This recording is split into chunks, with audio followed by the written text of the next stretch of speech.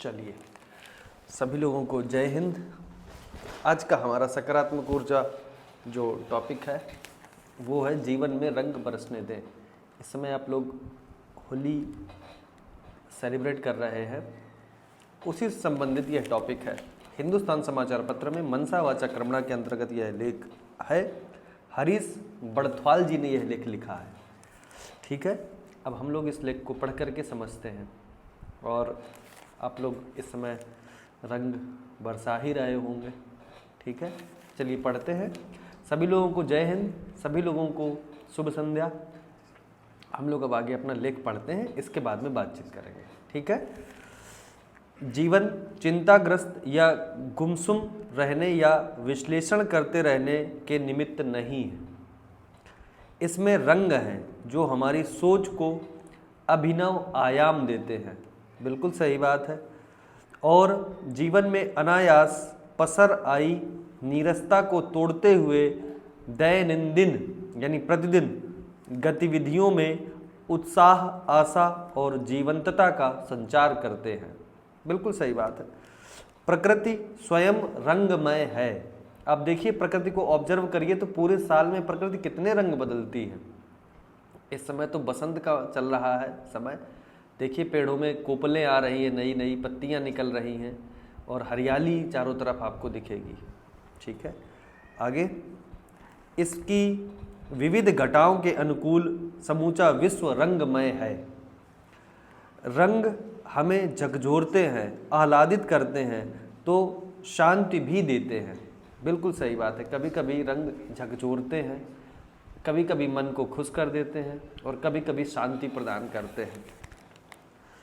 जिसे जीवन से प्रेम है, रंगों से उसका स्वाभाविक लगाव होगा। बिल्कुल सही बात है। रंगों की प्रकृति की मुस्कान इसलिए भी कहा गया है, रंगों को प्रकृति की मुस्कान कहा गया है।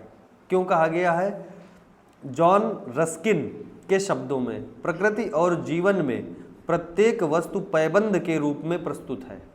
ठीक है, इस ख्यात कला प्रेमी की मान्यता थी कि निर्मल, विशुद्ध और उच्चतम सोच वाला विचारशील व्यक्ति वही होता है जिसे रंगों से अथाह प्रेम हो। और हम लोगों को कहीं ना कहीं कलर कुछ ना कुछ होता नहीं कि हमें इस कलर की शर्ट पसंद है, इस कलर की चीज़ें पसंद हैं, तो वो वही उसका मतलब है कि कोई ना कोई रंग आपको ज़रूर अच्छा लग रहा है यदि आप जीवंत हैं। भाई मृत है, मुर्दा है तो कोई दिक्कत ही नहीं है उसमें। ठीक है, इस बात में कोई संदेह नहीं है कि रंगीन होने पर कोई भी चीज़ आकर्षक दिखती है। फिर तमाम भाषाओं संस्कृतियों में रंग के एक ही मायने होते हैं। रंग की भाषा गूढ़ता और रहस्यों से सराबोर होती है। बिल्कुल सही बात है। हर रंग का कोई ना कोई अपना मीनिंग, कोई ना कोई अपना महत्व जरूर है। ऑस्कर वाइल्ड की राय में रंग इतने शक्तिशाली हैं कि बगैर शाब्दिक व्याख्या के दूसरी आत्माओं से हजारों तरीके से गहन अंतरंगता बनाने में सक्षम है। बिल्कुल सही बात है।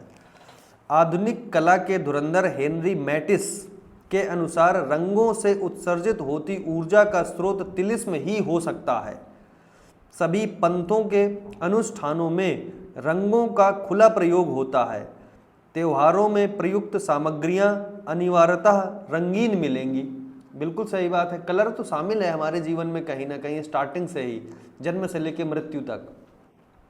हमारे देशवासी तो विशेषकर रंग प्रेमी हैं। शादी ब्याह हो या कोई मांगलिक अवसर हो या किसी यज्ञ में निर्मित वेदिका हो, पुष्प कलश हो, जल कलश हो, मंदिरों में हो, धर्म स्थल की भित्तियां हो, आदि सभी जगह मनुष्य रंग से जुड़े रहने की चाहत दर्शाती है।